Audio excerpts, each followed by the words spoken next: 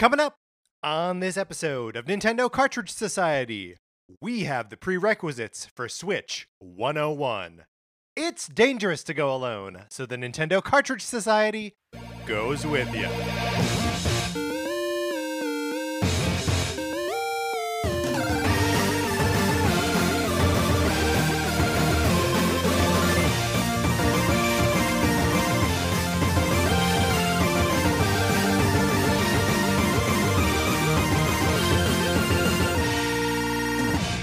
Welcome to Nintendo Cartridge Society. My name is Patrick Ellers, and I am joined, as I'm always joined, by my co-host, Mark Mitchell. We've got a good show for you today. We're going to be talking about the news from the week, including Nintendo's new Concierge service and the new SNES games coming to Nintendo's Switch Online. And then on Thursday, we're going to be re-evaluating our first-party backlogs. But Mark, in the meantime, how you doing? I'm doing great. I feel like we've talked about recently, I think on the show even, that like I've in the past maybe like 5 or so years tried to reread the Lord of the Rings books, but like without success. Yes. Mm-hmm. And so I'm trying a new tactic. Instead of like you're gonna sneak up on it. Yeah, exactly. Instead of reading them, I'm listening to. I started listening to the audiobook of Fellowship of the Rings, but what I'm doing is like I'm listening to it as I fall asleep. And it's but what I don't do is I put like my iPad so it like goes to sleep after like 30 minutes of playing it, and then like I conk out at I don't know whenever like I conk out, and then the next morning the next day when I like start it up again, I don't like try to go back to where I was. I just like whatever, I'm keeping forward progress, and it's working out. I've only done it a couple of nights, and it's working out okay because I'm familiar enough with the story of Fellowship of the Rings that like you can zone out a little I can zone out, and then it's like, where am I? Okay, yeah, like they're like in this part of the story. Great, like that's all the only context I need. So we'll see if this works. I mean, let me ask you this: are you getting anything out of that? Does that do anything for you, or is it just like a sleep aid at this point? It's basically a sleep aid, but like you could there are worse sleep aids. Speaking of worse sleep aids, my copy of Sonic Forces, would you like to borrow it? It'll put you right to sleep. You can try. All you gotta do is email us at Nintendo Cartridge Society at gmail.com. Your name goes on a list. Oh, you also have to give us a mailing address. Mark, I'm breaking things up. They're happening out of order. I don't know what's going on. You have to send us a mailing address so that when you get selected from this list, when it is your turn, I mail you my copy of Sonic Forces for you to play as long as you want. There may also be instead a copy of Untitled Goose Game in the Sonic Forces box. You play that for as long as you want and you send it back. It's a perfect program, Mark. Patrick pays for postage there and postage back, so all you got to do to participate, put your name on the list, and then maybe someday, hopefully, eventually, you will get to borrow Patrick's copy of Sonic Forces. Although I feel like the Sonic Forces borrowing program, which is perfect, is about to be upstaged by what we're about to do. Would you like a copy, a code for Tokyo Mirage Sessions Sharp FE? We're giving one away. That's right. It's redeemable only in the US Switch shop. We got to say that up front. But like there are ways to redeem stuff on your Switch no matter what location you're in. But I'm not going to get into it here because I've never tried. I don't exactly know how it works. But all you've got to do, if you want this code for Tokyo Mirage Sessions Sharp FE, is write into us. Nintendo Cartridge Society at gmail.com with the subject line Sharp FE. And then do it with the not the word sharp, but pound hashtag FE. No space. And then in the body of the email, write in with who your Mirage would be. And since you haven't played the game yet, you may not know what a Mirage is. The Mirage is basically like your avatar, somebody who like gives you power, somebody who would lead you into battle. And it doesn't have to just be a Fire Emblem character. Let it be any Nintendo character, but it could be. Right. It also doesn't have to be a Nintendo character either. Like if you think that your Mirage would be Lady Gaga, that's fine. Sure. Yeah. But I mean, great. I've called it already, but like that one's mine. But like you can come up with yours. So it's a 2-part process. Subject line Sharp FE. In the body, say who your Mirage would be. Send that to us by March 15th. We'll take all of the entries, randomly select a winner, and you'll have a code for Tokyo Mirage Session #FE. Which is very exciting, and possibly better than getting to play Sonic Forces for a little bit. But the program itself, I guess, is less perfect. Yes, absolutely. Yeah. Also, on our previous episode on Thursday, we talked about a great many things on our 433 episode. Again, thank you so much to everyone who wrote in with suggestions. Mark, you've uncovered, or perhaps listener June has discovered a sort of a war of articles about otters. Well, okay. Do you want to guide us through this? Yeah. So in our 433 episode, we were suggested to talk about otters, and I think Patrick and I spent the 4 minutes and 33 seconds just praising them. A friend of the show, June, texted me and was like, "Do you want to hear the other side? Like, should I share this with you?" And I was like, "I've got to know." Open my eyes. So he sent me an article from Vox that is basically like like a 9-point takedown of otters. And while I respect the article, kind of, I do question if it is planted by the bird or fish lobby in an attempt to get on more t-shirts at the Monterey Bay Aquarium, where otters are definitely like bogarting that. I mean, look, otters definitely have like the crown to lose, right? So like it's makes sense that there would be a big target painted on their back. So I guess what are we just teaching the controversy here? What's going on? Well, and I just wanted to mention I wanted to mention that it was a thing. I also wanted to mention that there was a rejoinder from the website The Dodo, which you may have seen their adorable animal photos on Instagram or Twitter. A rejoinder that directly calls out the Vox article, which I feel like rarely happens from the Dodo. I don't feel like they're known. No, they're not really an activist group. But also, like, you got to imagine that the Dodo is looking after their bottom line, too, because they have a lot of cute otter videos, and they can't afford to have. So, consider all the sources. Yes. Again, we're teaching the controversy. Yeah. Mark, let's get into what we've been playing.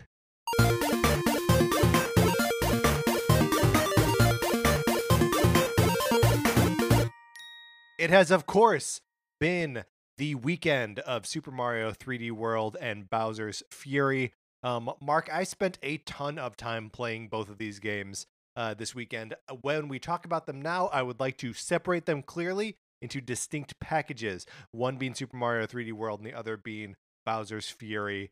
I know that you also picked up this package of games. Maybe we start with your experience with either one of them. Yeah, so I've been playing exclusively Super Mario 3D World, and I haven't actually put that much time into it yet, which I can get into like a little bit later. But I am enjoying what I played so far. It's mostly been online. So I played online with you. I played online with friend of the show, June. And online was one aspect of this game that I was really looking forward to, because I think multiplayer is like a big part of the appeal of this game. And I was like okay with the online experience. Like, I was pleasantly surprised. I was dreading the worst, but I think it turned out, at least so far, to be okay. Yeah, I mean, there is a little bit of, it gets a little framey sometimes. It is a little bit laggy, or like sometimes you can tell that it is just continuing your previous input for a few frames too many. But like, really, it's a like a minute or so of adjustment, and then like you kind of snap into it, and it just feels fine. Yeah, I mean, I definitely think it depends on like the connection. Like when you and I were playing, we in the beginning I was like, oh, this feels like a little bit weird, but it was easy to kind of like get over that. When June and I were playing, I would say that like we were describing the jumps as like chunky. Like it just felt like through the entire play session, it just like didn't feel quite right. It's not enough. The thing that I think is notable is that in the parts that I've played, it wasn't enough to ruin my experience by like any stretch of the imagination. It just doesn't like control as tight. Like the precision isn't really there, but it's still like workable. Now, I know that like that's not the experience like everybody is having, but I have experienced bad Nintendo online platforming, like when Super Mario Maker 2 launched, and it was basically just like unplayable for me, and this is not that experience at all. Yeah, I think there's also an element of multiplayer Super Mario 3D World being like part of its joy being how chaotic it is. That like this sort of it doesn't go against that chaos. I'm not saying that it's additive to it, but like it feels like a part of the game's vocabulary already. One last thing I want to say about 3D World, and then I'd love to hear like your experience of playing on Switch is that it has taken me a little bit of time to like get used to the way the courses are like built out in 3D World. And I mean that in the sense that like in other more like course-based Mario games, it's I feel like it's not as hard or it's not as easy to like fall off the edge as it is in this game. And I'm falling off the edge a lot. Like a lot, Mark, a lot. stop falling off the edge. So trying to get like my like get the grips on that, and like again I'm only like one or two, I'm like one and a world half like worlds into the game, so there's a lot of like game to go. But yeah, for whatever reason that is one difficulty that I am having, is like the control scheme I guess like isn't really like necessarily 100% clicking for me. Well, it is interesting because we talked about the game being a little bit faster than it was on the Wii U, and that is something that I definitely feel as someone who played the original, a ton, and then started to play it again this weekend on Switch. That like the characters aren't as they're faster, so they are also a little bit looser, right? Like you just cover more ground in less time. So like I can actually understand, like if you're running around as Toad, you can get going just like too fast, where like yeah, you probably are going to fall off the stage because like you just become a little bit less precise by virtue of the fact that you're going faster. It's also meant that some of the more difficult platforming challenges, Sarah and I beat the game this weekend. We're into the post game, and I'm sure that by the end of this coming weekend we will have finished that as well. I love the game, and when we're both playing it together and just like having a fun time and laughing, like there's no reason to stop. But yes, some of the like tighter platforming challenges, or anytime that there's like a timer going on where like platforms change with the music, you can absolutely feel that like your timing has changed from the original release of the game. So it's a slight adjustment there, but the game is also running at, I believe, 60 frames a second.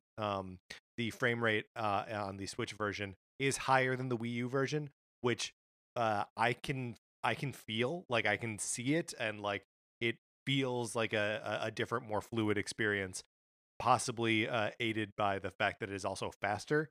But so like it is feeling like a different visual presentation. And I feel like some of the icons are either like higher resolution, like the little drawings of like Mario and Luigi when you select the character. They seem crisper than they used to be. And also the stamps, as you're collecting the stamps, are in color for the first time. They're like monochromatic in the Wii version, the Wii U version. That's interesting. Ooh, I do think we should also talk about the changes to Captain Toad, like the Captain Toad levels.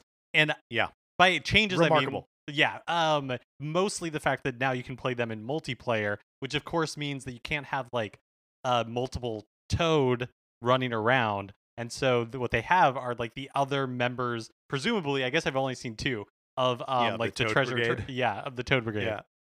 Yeah, it's great. So the first player plays as Captain Toad, and the second player plays as the Blue Toad with his glasses and everything, which is adorable. And it runs into the same problem as multiplayer Captain Toad's Treasure Tracker, which is that both players can control the camera freely. And if you are not on the same page about like who's controlling the camera when, it becomes chaos immediately, like borderline unplayable. You have to really be in sync with the other player. Also, I noticed that the Blue Toad doesn't have a headlamp on his head, so only Captain Toad can like make the ghosts like pop away with his headlamp. Oh, interesting. Yeah. The other ones can look at the ghosts, and the ghosts will cover their faces because they're embarrassed or whatever is going on there. Well, because in the actual in like the or Captain Toad Treasure Tracker game for Wii U, 3DS, and Switch, it's the multiplayer is Toad and Toadette, right? Right. Yeah. Yeah. And both of them have the headlamp. Yeah, so. interesting. I still love this game and am very excited to keep going. Mark, do you think you're going to be playing any by yourself, or are you going to be trying to take on this game mostly online? I think I am going to be playing probably it'll actually end up probably being mostly by myself. But I'm hesitant to like get too much into it. And even though I'm excited for me like basically a brand new Mario game, is I feel like I have momentum right now going in Tokyo Mirage Sessions. And I feel like my experience with RPGs is like built on momentum, and so I'm worried if I interrupt that like the chances of me going back are probably pretty slim. And I'm enjoying Tokyo Mirage Sessions, and so I want to keep going, and so that's why I'm like, okay, I'm gonna like play a little bit of Mario, but kind of put it to the side and focus most of my attention on Tokyo Mirage Sessions. Which the further I get into it, I'm just like that this game exists is crazy, and the fact that like Nintendo like not only brought it to the Wii U, but like we're then like oh, yeah, and now we're going to like kind of like port it to the Switch is just nuts. Not because the game itself is like nuts. Like the battle system is really fun. Like I rarely feel like I'm like, wow, what I love about this game is like the battle system.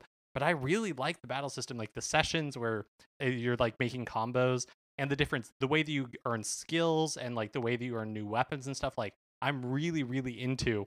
But like everything surrounding this game, you're just like, what? Like, how is this amazing? Not because it's like it's not weird. It's like objectively just kind of like cheap and bizarre. Like this game had to have been made for just like a tiny budget, which makes sense because like when it was made, like Persona was like big-ish, but like at this point, like Fire Emblem had not really exploded, and definitely not on, like consoles. On consoles, yeah. And so this like weird mashup between the two where you're doing just like the most bizarre side missions where it's like okay, like this other character for this agency you work for where you're all idols is like she's on a TV show where she has to like pretend to be dating this boy, but she's never been in love before, so you have to go on a date with her, and then the date just purely like because this game is so cheap, the date just like consists of like you meeting her in different locations and you guys talking to each other,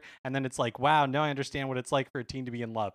It just does not make any sense why this game is so addicting. But and other baffling choices, like when I was first talking about it, I was talking about how they had like the hand drawn or like hand drawn looking anime cutscenes for like the songs, or like those get dropped so fast, and I don't know if they ever come back. But like they're like an integral part of like the first chapter and a half, and then they just totally get dropped. It never happens anymore. I would love to know the story of the making this game, because it feels like it doesn't make sense. It shouldn't be fun, but I'm having a blast with it. That's great, and that should just provide more motivation for people to enter try to win this copy of this game that we have. That's awesome. I'm glad that you are having a good time with it, Mark. By all means, follow your momentum. Don't pull yourself away from Mario. Will be fun. It'll be fun when you get to it. But yeah, that's a really long-winded way of saying like, no, I have not, or actually, I don't even know if we talked about it at all. Anyways, I haven't started Bowser's Fury, but I know you have, and I would like to know like your experience with that. So not only have I started Bowser's Fury, I have finished it. I have beaten Bowser. I have collected all 100 cat shrines, and then beaten Bowser again. I sort of love this thing. Awesome. It's really, really fun. It is Super Mario 3D World cross Sunshine, cross Odyssey.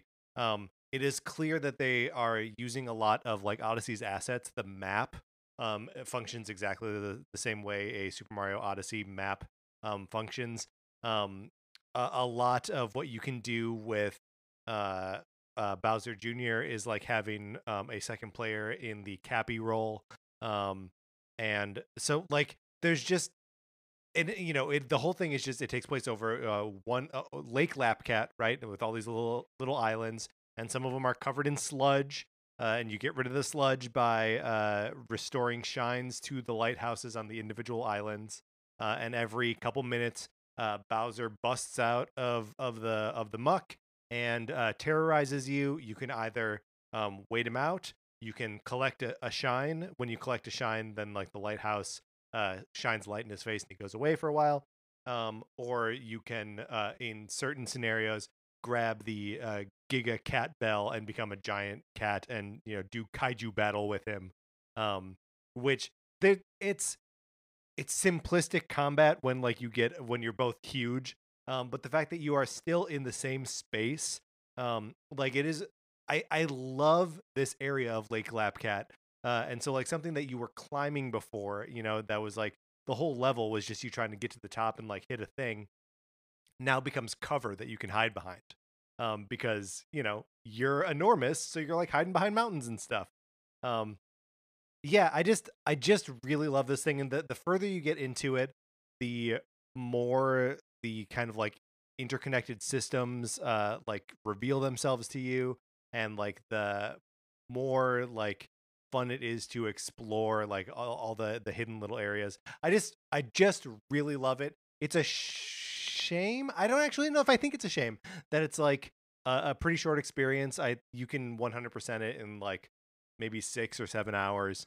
But like there's something very satisfying about like having played it and finished it this weekend. Like it feels great. And like, would I want there to be more?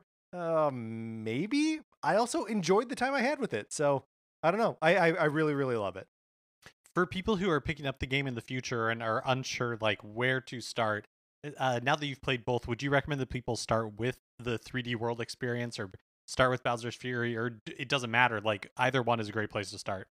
I think either one is a great place to start. They're both. I mean, if you've never played any of the Super Mario 3D games, maybe start with the base game, because there is one thing that I think doesn't totally work in Bowser's Fury is it controls the exact same way that Super Mario 3D World controls. So there is a dedicated run button that you need to hold while you are moving to, so that you can actually run, which means that controlling the camera while you're doing that, because the game has like a totally free roaming camera, like 3D World will allow you to like tweak things now and then, but for the most part, you're just like taking the perspective that they give you, right? And like you have to really do a lot of camera management in Bowser's Fury, and it can be difficult to do that while also holding a run button, and other stuff like that. So it is beneficial to understand Mario's moveset, to understand how the cat suit works, because you spend a lot of time in that cat suit, to ride around on Plessy in 3D World before getting into Bowser's Fury, because all of that becomes sort of like integral to how you explore this lake area. All right, though that's what we've been playing this week, let's get into the new releases and what we might be playing next week. On Wednesday, February 17th, SNK vs. Capcom, the match of the millennium, is released on Switch. This is a Neo Geo Pocket, classic coming to Switch. One that I have never played before, but that I am going to, and I'm very excited about. I mean, the SNK fighting games like King of Fighters and World Heroes and all of those games are always like just on the periphery of like the fighting games of which I am aware. But Capcom, that's my bread and butter, baby. So I'm gonna dig into that one. And then also on February 17th, we're getting new games to the SNES and NES Switch Online. So I'll just run through the lineup first. The NES lineup is a game called Fire and Ice. And then on the Super Nintendo, we're getting Doomsday Warrior, a game called Psycho Dream, which was not previously released in North America, and a game called Prehistoric Man. Yeah, so they're pretty lackluster not suggestions. They're happening. They're pretty lackluster additions to the NES and SNES libraries. I don't get it, Mark. I don't get these choices. Yeah, I don't get how these games come up. And like I don't really like the fact that like these games literally mean nothing to me because I've never experienced them, like and have no real desire to experience them. Like I'm okay with it. I still feel like I'm getting my $20 worth of value from Nintendo Switch Online, for the but year. I Yeah. for the year, yeah, but I am genuinely baffled at like how these games get picked. Is it a matter of like licensing where it's just difficult to license like the more attractive third party games because like Capcom or Square Enix or whatever probably can monetize them in more like interesting ways? I don't know. But also, like Square Enix specifically has just not like, Super Mario RPG, Final Fantasies 2 and 3, and Chrono Trigger. None of them can be played on the Switch in any way. Like it's maybe they're holding them for a later date or something, or to be released separately, like you say, but they haven't. Yeah, Yeah. it's very confusing to me, and like I can always justify when they're like, okay, here's Donkey Kong Country 3 and 3 games you've never heard of, where I'm like, okay, all right, then you've got like your one marquee event and you don't want to like just put out one game. I get that. That makes sense to me. But here, like, I don't know if they're posing Psycho Dream as like the marquee experience because it was never localized, or if like Fire and Ice, which is Solomon's Key 2, is the marquee title.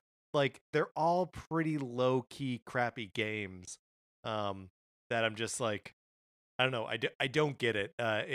It's the kind of announcement that when you see it pop up, you're just like, great. What? Why? Yeah, Why? yeah, totally. And I think you are onto something with like Psycho Dream, right? A game that was previously not released in North America. That like I think it is cool that they're doing that. Like we saw that with Super Mario Picross, right? Like there's been in multiple games. Yeah, a couple games. The Tetris Like a Attack Puyo game Puyo and game. yeah. We named all 3. Good job. So like I do like that they're doing that. I wonder, like going back to the idea of like, I mean, it doesn't excuse like how come Earthbound isn't on there and stuff like that. But for like third party Right. stuff, I wonder if there's something to like if Nintendo wants these games to be available for like the life of whatever this system is, or like like this program is, and it's difficult to get like Square Enix or somebody to say like, yeah, like in perpetuity we like we're gonna Yeah. have Mario RPG on the system. Whereas with it was part of the S or the Super Nintendo Classic Edition, but those are kind of like a discrete like thing. It's not like like, oh, like these games could be licensed for the next like 4 years or more if it rolls over, like that sort of thing. And Nintendo doesn't want to be like adding and removing games from the library. Yeah, and I mean that makes sense. It's just, I mean, in Japan, one of the games being added to the list here is Shin Megami Tensei 2, which never also never released in the States. But like obviously they're putting a lot of weight behind Shin Megami Tensei 5 coming to the Switch, the remake of 4. And it's just like, well, there's an example of like an interesting game that if it were localized, and like again, maybe that's another thing that like they're holding for later, much like how in Japan they got the original Fire Emblem, and then we got it as like a separate purchase like a year later. So it's there's a lot going on here. It's just one of those things where like the reality is like just straight disappointing. And it's especially hard, like as we are sitting where we are right now, not really knowing what Nintendo developed games are going to be coming to the Switch in general. Like as far as stuff that they're publishing, like I believe they're publishing Monster Hunter, but maybe they're not. Maybe it's just a partnership with Capcom. And then Bravely Default, and then Pokemon Snap, and like then that's it. Then like we don't know what the rest of this year looks like. So to see this thing, which is sort of like the buffer, the space filler, be 4 games that like I had not heard of before they were announced. It's like, I don't know. It just feels like a bummer. What I'm latching onto is like, and where I agree with you is like, I feel like there are a lot of like plausible theories as to why like the games that we're getting are the games we're getting, but at the same token, like we have no idea, right? We're all in the dark. So it is this like Yeah. when they're announcing these games and you're like, it's like, what? Like, why is this happening? Like, I'm sure there's logic to it, and I know they will never tell us, but it's just like from the outside, it looks completely baffling. Yeah. I mean, it's just one of those things where you're like, oh yeah, I don't need to get excited about. I don't need to care about this. You know? Yeah. Also, not particularly relevant by the time this episode releases, but the free game trial with Nintendo Switch Online last week was Overcooked 2. Yeah, and actually, I believe that it will be active for the entirety of Tuesday. So if you listen to this episode early, you may be able to play Overcooked 2 for free. It's a great game. You can check it out. Yeah, it's in these trials is something. These free trials, if you're a Nintendo Switch Online member, have been happening more and more frequently. I feel like they're happening cool. basically like one right after the other. And there was a while where North America was being like left out of these free trials, so it is nice to see that like perk being added. Yeah. And then on Friday, February 19th, Thomas Was Alone is released for the Switch eShop. Ooh, Mark, have you played Thomas Was Alone? No, but you have on the PlayStation 4, right? Yeah, maybe even on the PlayStation 3. The Thomas Was Alone is a like platforming game where you play as very basic shapes. And there is like a voiceover that gives like names and characters to all the different shapes that you're playing as. And it is like weirdly evocative of like interesting characters, and it's just a very cool game. I'm excited to see it coming to the Switch. And then last week, Stardew Valley version 1.5 was released on consoles, including Switch.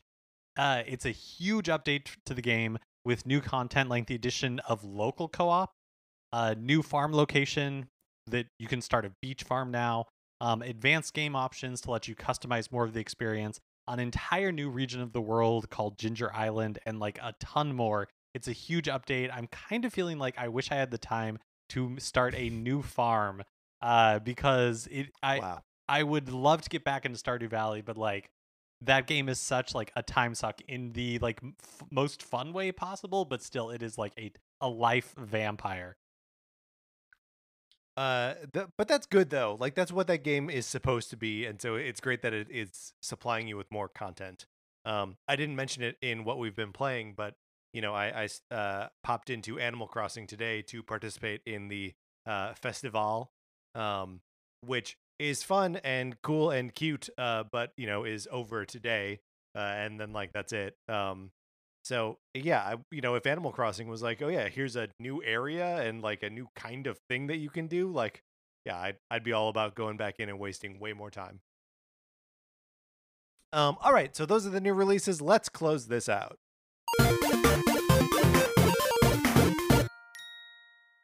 Now it is time for a regular segment on our show. It is time for 433. In 1952, American composer John Cage wrote a piece called 433, wherein a performer or a group of performers didn't play their instruments for 4 minutes and 33 seconds.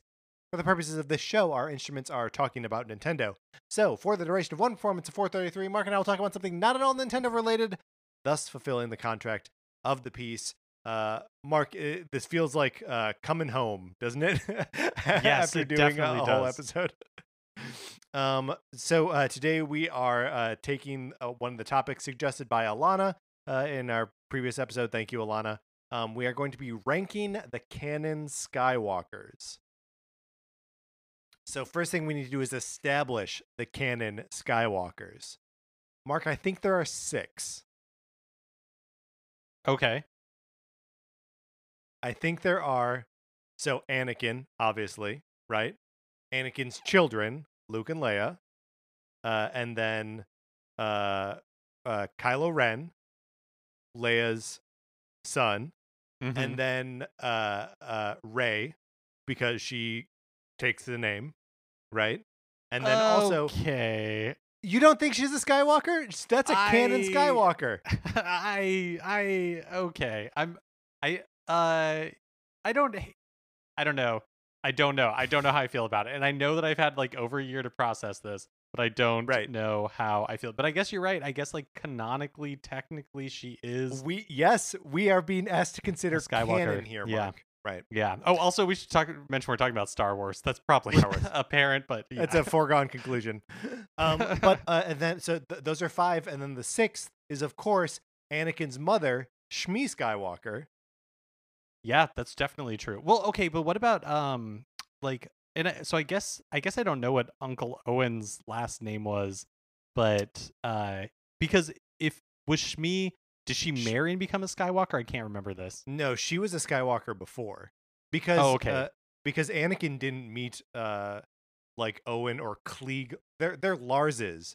Klieg Lars. Yeah, you're absolutely right. You're absolutely right. And also, just like a brief moment, let us all just remember that Shmi Skywalker was bought as a slave by Lars, and then like they fell in love from his perspective and they got married. It's all very strange. Yeah, he says that he set her free, but then she stuck around. So I don't know. It's all very suspect. How do you rank these Skywalkers? Also, are we ranking them in terms of their Skywalkeriness, or like just in terms of goodness? I am going to go with like favorites. Okay, is how I'm going to do it. Maybe Leia might be number 1 for me. Yeah, I feel like Leia's number 1, and then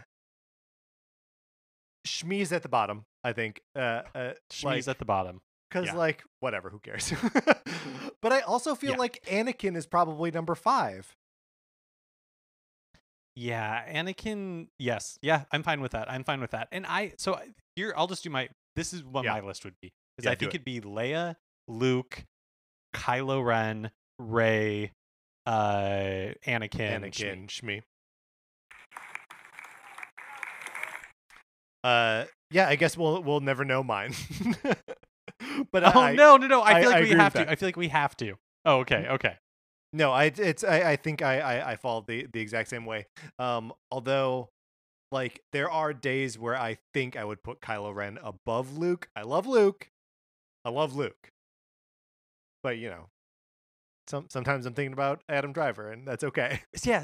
See, I think that I would probably put. I know going into overtime. We're going into overtime. I'm really into this. Okay, right. But like, I think that I would. I think without Luke's story in The Last Jedi, that I would agree with you that I think Kylo Ren, I think having that part of Luke's story makes him a stronger character. I agree. And so I think that like kind of solidifies his place up at the top. Yeah, it's not tough. The top. Right, not at the top. That's Leia, of course. All right, we could keep going forever, but we will not. We were accompanied today by the EBU, Your Radio Orchestra. Mark, let's get into the news. Nintendo has launched a new Nintendo Concierge service that allows Switch users to schedule 30-minute one-on-one consultations via Microsoft Teams with Nintendo representatives. So it's a free service, and it seems like it's geared for like parents or new users or people who are like getting up to speed, because the topics you can choose from are Nintendo Switch 101, games, getting started, games, what to play next, security and privacy, Nintendo account, and customization. Yeah, it seems like a pretty baseline like tutorial about how to have fun with your Switch. You can book your appointments by going to nintendo.com/Nintendo Switch Concierge.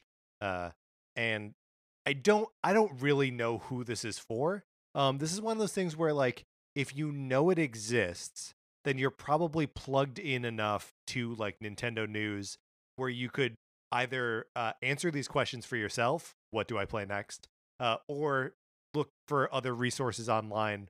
I just don't understand why this is a thing. I wonder if it's like being, and like I haven't checked, but maybe the idea is that eventually this will be promoted as part of like Nintendo customer support. So that might be like if you are trying to set up a Switch or something and you Google it and Nintendo has good SEO, right? Like that, their customer support might come up first. And so maybe this is a way to like funnel people in with more like one-on-one, hands-on introductory stuff. I mean, like, honestly, this is something that, companies like Apple have been doing for kind of like a long time with their stores, where they're like, hey, you bought a Mac, like Right. let's like walk you through how to use this. Like, if you've never used a Mac before, we want to make this a really like easy experience for you. So I think it's kind of cool that Nintendo is doing this. It's just an interesting, to me, take on this like ethos that like games are for anybody. Yeah. I kind of like it. I mean, it is interesting. Maybe I like reflexively turn my nose up to it because it's like very profoundly not for me, you know. But yeah, no, that I hadn't really considered, especially like the Apple perspective, and also like when you get like a new, if I were to have a PlayStation 5 right now, there would certainly be features and functions that thing can do or is doing already that I'm not aware of. I know that there are menus and things in my PlayStation 4 that I have not dug through or totally understood. So it's, I guess it makes sense, but is again just one of the things that like the total functionality of it sort of eludes me. No, I mean, like, I do agree where it's like, okay, like, if I was setting my Switch, if I was like buying a Switch for like my grandma or somebody, I wouldn't necessarily be like, and let me try to explain how Microsoft Teams work so you can, like have this one-on-one thing with like a stranger. So like, so like when you're saying like, who is this for? I like kind of agree with you where it's like, I don't know entirely who this is for. Like, I don't know who is going to be able to, who needs this is also going to be able to jump through the hoops of like Microsoft Teams and all of that, like in order for this to happen. But I like the idea, and I hope that it is the beginning of something more, because I think this idea of like one-on-one like customer service is great and should absolutely, I hope it catches on. Yeah. Ubisoft revealed in a quarterly financial report that they are the top third-party publisher on Switch. Top one. Ubisoft CFO Frederic Duget, and I'm going to be honest, like I struggle with the Japanese names, and those are generally phonetic, so I have no idea what this person's name actually is. It's Duguet. I think you nailed it, man. That is exactly how I would have said it. But like, if any of our like francophonic listeners would love to correct me, I'm super into it. But he said, quote, "We're also reaping the benefits of the Switch's huge success, and our position as leading third-party publisher on the platform thanks to, among others, our Just Dance games and Mario plus Rabbids Kingdom Battle. The depth and breadth of our catalog, which goes beyond the brands mentioned, provides us with ever greater visibility and continues to be a strong driver of profitability," end quote. On the conference call, they also mentioned that Immortals Phoenix Rising, which released late last year, is selling well on Switch. They didn't give any concrete numbers, but they seemed pretty pleased with it. Yeah, and that's I know that game is available on all platforms, but I just sort of I know I passively think of it as a Switch game. I don't know if that rings true to you too, but maybe just because it's the only of like the Ubisoft open world games that is available on Switch. Yeah, totally. Also, doesn't it feel like we're kind of like the world is primed for a Mario plus Rabbids sequel at this point? Oh yeah, I mean, I maybe I always am. But I was just this weekend thinking about the Peach Rabbit, um, and how cool that character was, and how much we like liked her, and we're like, she's obnoxious. I think it's great. She's taking Yeah. pictures with her selfies with her phone, like she's so stupid, and I love it. But yeah, that game was wonderful, and I think we're ready. Bring it on. Yeah, I that is one that like I am hopeful. I was just surprised at how much like fun I had with that game and how much Yeah. like it delightful it was, and so it is one that I'm like, yeah, like I would love to see what a full sequel does. Even though I never played any of the DLC, like the Donkey Kong one or anything like that. Yeah, I But didn't either. I think I bought it. I was looking at the, I think I was looking at the Mario plus Rabbids Kingdom Battle like page on the Nintendo Store today, because it's on sale for like 75% off. It's a great game if you haven't played it. Like you can pick it up for $15 right now. but I was just like scrolling down to like the DLC to just like see what it was called or what all was in there, and it said purchased next to it. So I was like, oh, maybe I bought that and never played it. Who will be doing the voice of Mario in DreamWorks' upcoming Super Mario Brothers animated movie? Wow, great question. Sadly, we don't have an answer yet. We just don't know. But Mario's longtime voice actor Charles Martinet spoke on the subject during an interview with Stardust Blaze, and he said that the film quote sounds like great fun, and if they invite me to play, I'll go in and play with great joy and happiness, end quote. Which doesn't sound like he has been invited. It does not. I mean, it would surprise me if they were using his voice, right? Like, just a quick reminder, we don't know anything about this movie. We don't know if it's going to be like a fully voiced Mario character, if Mario will speak at all. You sort of have to, right? Like Mario has to speak in like complete sentences, right? Yeah, it's a movie. So yeah. Yeah. No, this of all, like, if anything that is a Nintendo project fills me with like a sense of dread, it is this DreamWorks animated like movie that's coming out in 2022, which at this point is only a year away. So they've definitely been recording like voices and been recording them for a long time. So if Charles Martinet, like, I agree with you that I don't expect him to like be a featured player, but I think it'd be nice for him to have like a voice cameo. Oh yeah, give him a cameo. Yeah, just Wario in the background or something. He can do that. But yeah, this movie scares me a little bit, only because I'm not the biggest fan of like DreamWorks animation. I know Shigeru Miyamoto has said that he's like really involved with the project, but I have such a difficult time. My brain is too limited. I do not see the possibilities that everybody else apparently sees. And I am terrified. I don't think they will, but I am terrified that they're going to go with like celebrity voice casting for like the main players in this Mario film, and I dread that a little bit. I do. Ewan McGregor as Mario. Oh, what if, Mark? Let me run this past you. What if Charles Martinet is voicing Mario in the Super Mario Brothers movie?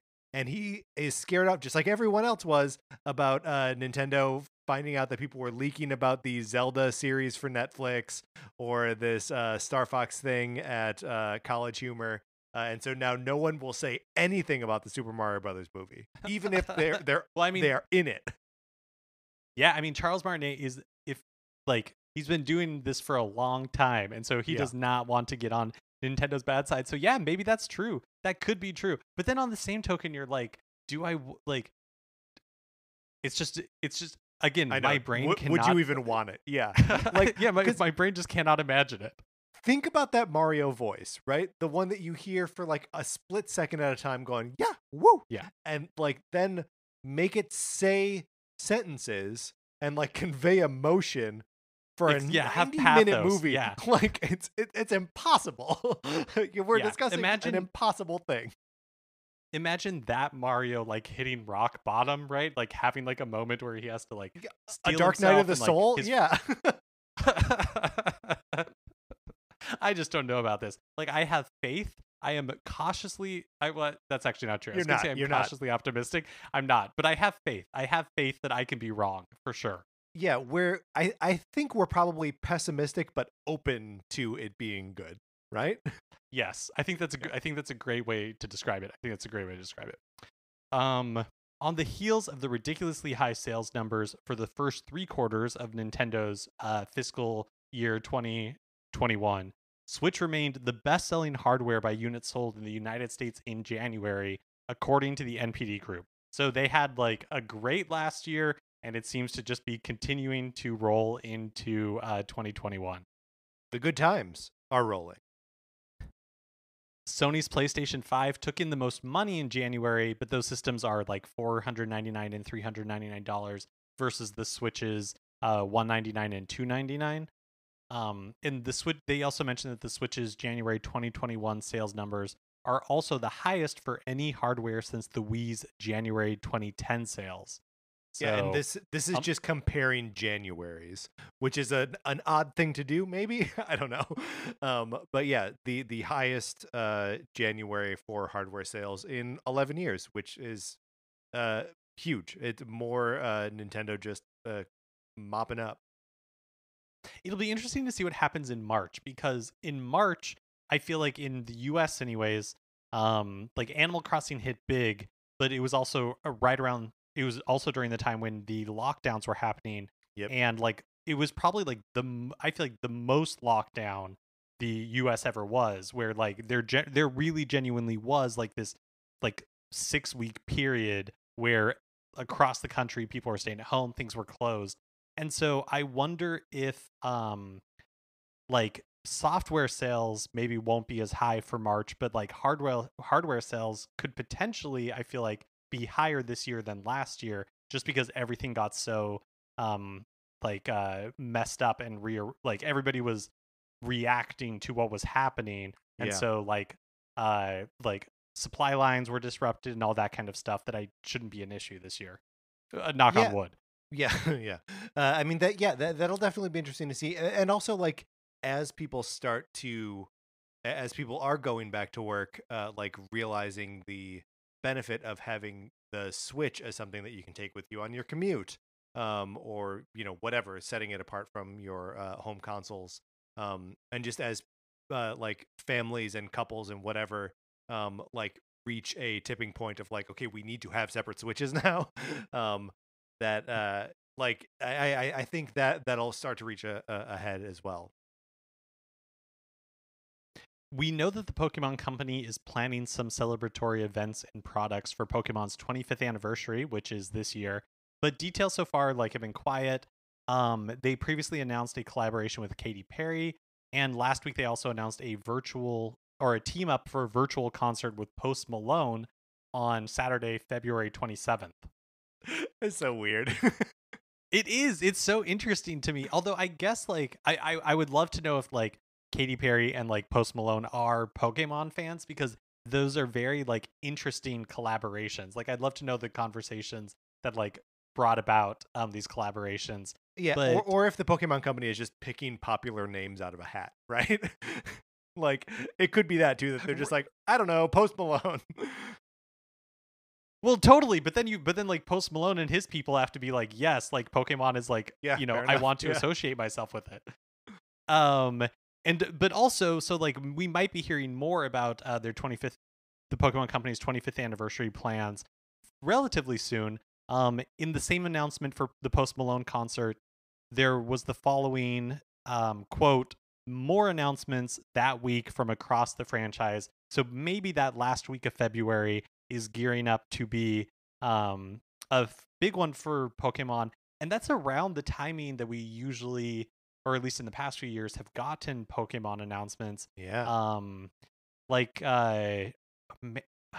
was it Sword and Shield or yeah, I think Sword and Shield were revealed like in 2019, that last week in February. So yeah, well, and also we could be due like, for something big. We could be due for something big. Also, I know like the idea of a big Nintendo January Direct is like, out the window. But we are through January, we are through the beginning of the year, and now we are on the other side of the like release of the first big Nintendo game of the year, with Super Mario 3D World. I'd say it's time. It's time for like the next Nintendo announcement to roll out. And if it's some big new Pokemon game, then all the better. That's a good point. That is a good point. And I think you're right. I think it probably, if I were betting, I would say, yeah, like end of February is we get whatever next big like Pokemon game, if it's a remake or like something else, and that will satiate us through, or is supposed to anyways, through like the end of April. Like, because I don't think we're going to hear anything in March, because that's like Monster Hunter month. I think they might like get us through Pokemon Snap, or right around then, I think we'll get another announcement for a game that comes out like in June that's like 6 weeks out. Yeah, I mean, it's just crazy because like we're getting there. Like, we're talking about the last week of February. That's just next week, and then it's March. Yeah, that's true. Oh man, that's crazy.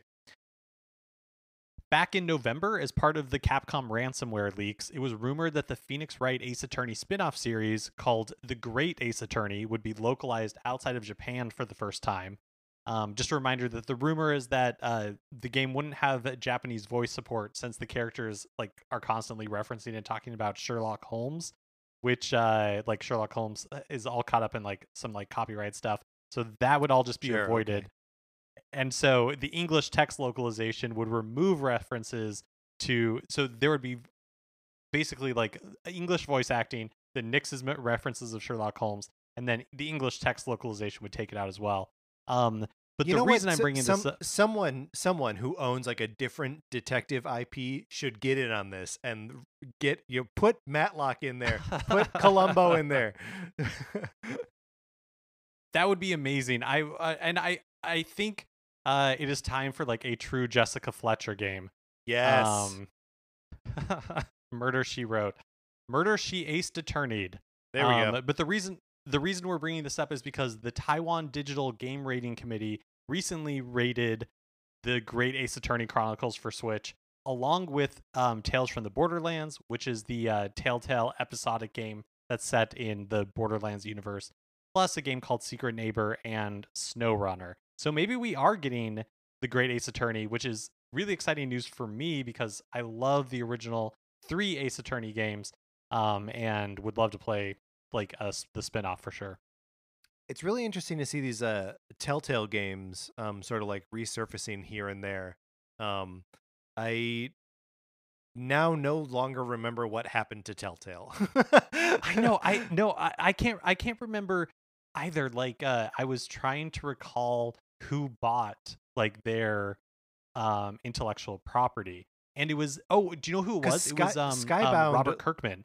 Yeah, Skybound Entertainment, which is Robert Kirkman's company that is like behind The Walking Dead, obviously, bought back like the rights to distribute the Walking Dead games, but like I don't think they own like Wolf Among Us. I know Batman, the Batman Telltale game got like republished, so like maybe they just reverted to the like original IP holders. I mean, I really don't know. Yeah, I'm not sure either. I guess if we remember to check when Tales of the Borderlands for Switch gets revealed, assuming it does, we should try to remember to see who owns it. Yes, we should. Last week, ukulele developer Platonic Games announced a new publishing label called Platonic Friends. The hope is that the new label, quote, will allow the company to use its experience of developing and launching both Yooka-Laylee and Yooka-Laylee and the Impossible Lair to enable those hidden gem games, developers, and new businesses to reach the best audience possible, end quote. Interesting. Yeah, so the 3 developers that they announced as being on board currently are Awe Interactive, Fabraz, and Okie Dokie Co. But there's apparently more in the works, and Platonic also says that they're set to announce their next project soon. And I've heard that Yooka-Laylee and the Impossible Lair is like really fun. It's supposed to be good in the same way that like Donkey Kong Country Tropical Freeze is good. And so I had zero interest in like the original Yooka-Laylee, but this is one that goes on sale quite a bit, and I wonder if I should check it out because I love Tropical Freeze. Yeah, I mean, Impossible Lair looks. I have also not played it. I played a little bit of the original Yooka-Laylee, and was sort of bummed out by the level design not being super engaging. Like it does a good faithful job of being a Banjo-Kazooie like, but just the levels felt, like you didn't have that same draw to like explore the areas. But yeah, the Impossible Lair is a like 2D platforming game, which is 100% exactly the kind of game you and I want to play all the time. Yeah. So yeah, I would also consider checking that one out next time it goes on sale.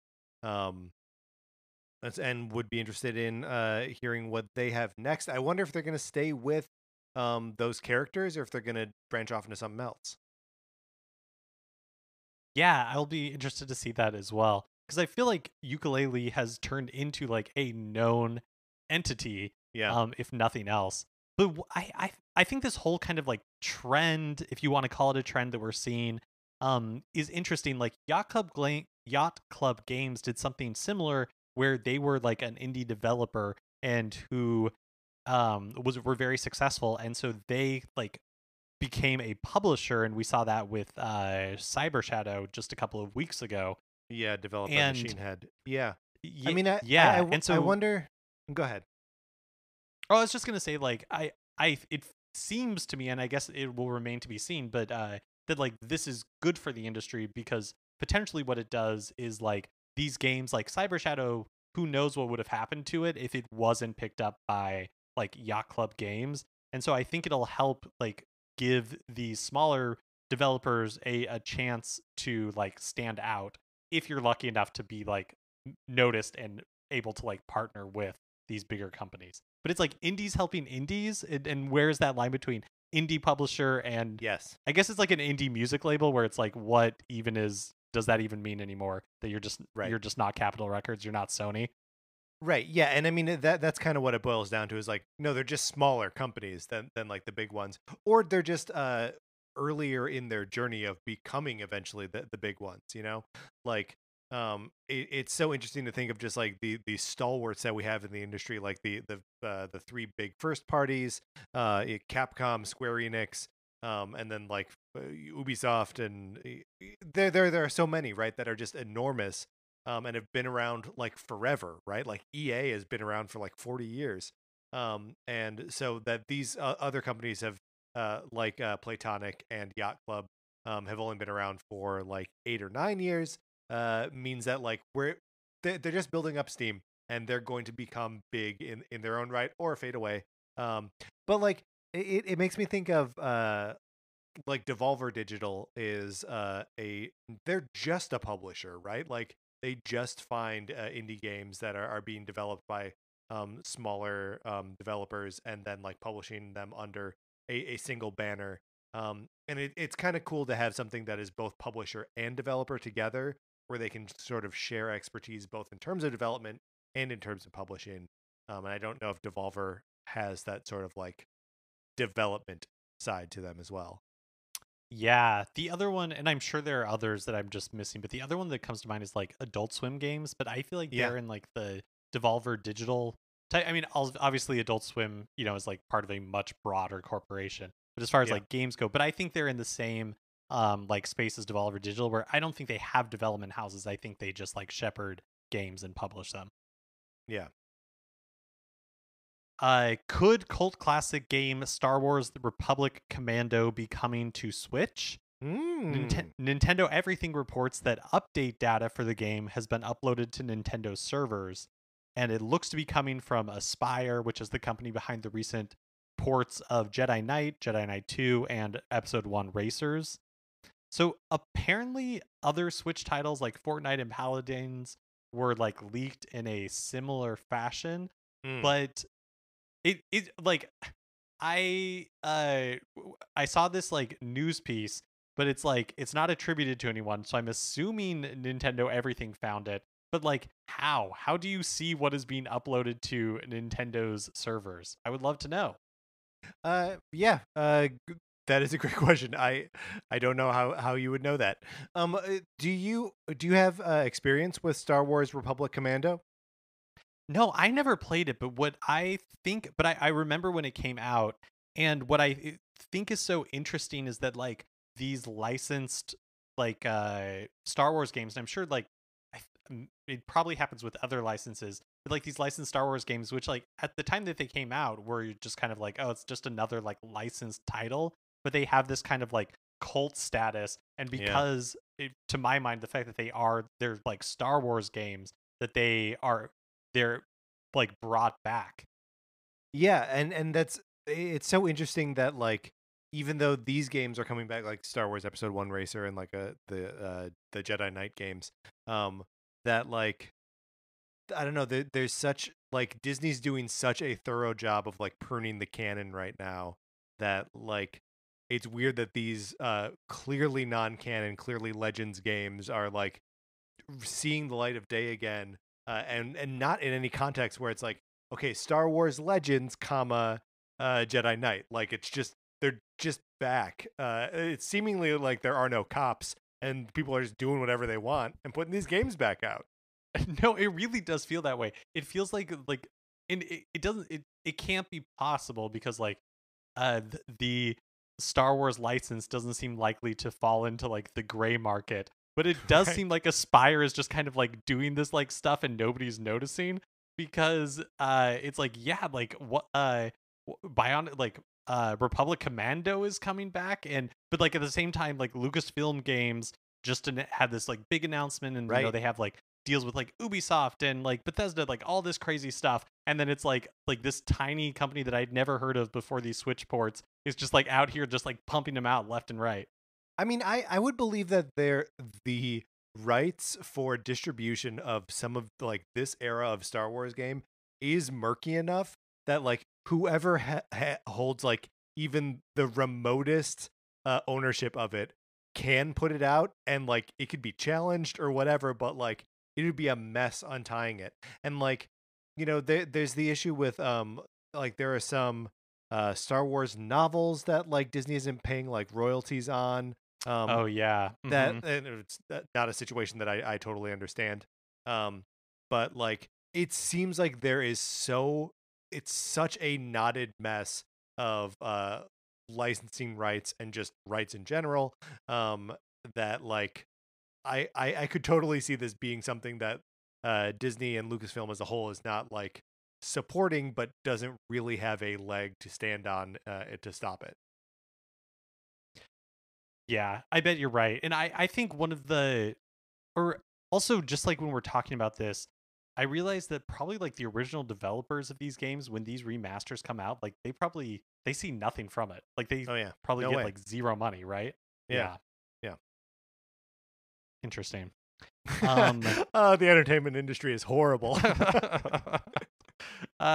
Finally, if you've completed 15 missions for Mario's 35th anniversary at like the official Mario website, codes for the second wave of Mario pins will be released this Wednesday, which is tomorrow, February 17th at noon Pacific time. And so good luck to everybody who is trying to redeem your codes. Last time for the wave 1, it was a huge mess, but hopefully people are lucky this time. I feel like this time it's sort of a pre-mess because Mark, I don't know about you. I don't know if you've like looked into where exactly you are in this lineup, but 15 missions is a lot of missions. And if you hadn't done a handful of the missions that needed to be done before, you know, various dates that have now long passed, it's just impossible to get them. So like if you didn't participate in the Mario Kart thing, there was a Smash Brothers thing, there was buying stuff from Cold Stone, the Splatoon, Super Mario Splatfest is one of them. There are a lot of things like that if you miss the boat on, you just miss the boat on them, and won't be able to complete 15 missions. I am in this boat. I wanted these pins, but like I didn't. There's literally no way for me to do it. So I feel like the mess has already been made, and there'll be like 8 or 9 people eligible to get these pins on Wednesday. Yeah, I did do the missions, but only because when the second wave, when like it was announced that like the second wave was coming, I like tried to do like everything that was available. Yeah. So like I signed up to participate in the like Super Mario Maker 2 challenge, even though like I didn't participate in it. Like Smart. I like did like that kind of stuff, but it was still really close. Like it was I'm like barely at the cusp of 15 with like having purchased Super Mario 3D World. And I'm kind of surprised that they did it this way where like I think it would have been kinder if they had been like, okay, once wave 1 is over, like wave 2 it just like separate starts set of over. missions. Yeah. Yeah. But I do wonder if it'll be, actually that's not even true. I was going to say like I wonder if it'll be less of a mess because, you know, like less people will qualify, but I think enough people are going to qualify that it's still going to be a complete mess trying to get codes. Yeah. I mean, no matter what, it's an extremely limited quantity thing that they're trying to cut access to even further. So All right. Well, Mark, good luck to you then. Good, Mark. You can get those pins. I believe in you. All right. Let's close this out. That is going to do it for this episode of Nintendo Cartridge Society. Remember, please rate, review, and subscribe on Apple Podcasts. If you like the episode, you can also share it on Facebook or Twitter or wherever you share stuff. We appreciate it when you do that. You can follow us on Twitter. I'm at Patrick_Ellers. Mark is at MKE Mitchell. And the show is at NinCart Society. We also have a Facebook page, which is just Nintendo Cartridge Nintendo Cartridge Society. I'm not Nintendo Cartridge Society. Ooh. Olivia Duncan made our logo. Our theme music is provided by 8-Bit Betty. You can get more of his music by going to 8bitbetty.com or by listening right now. For my co-host, Mark Mitchell, this is Patrick Eller saying thank you for listening.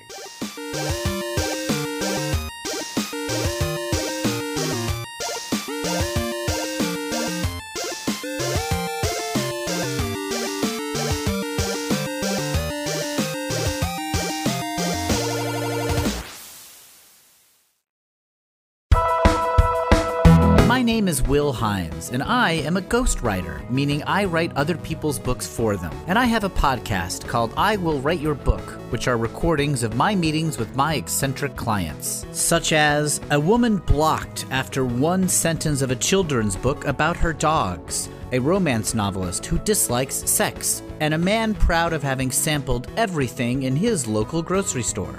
This podcast has been described as fully improvised, played by some of the best comedians on the planet Earth. Hey, that's pretty good.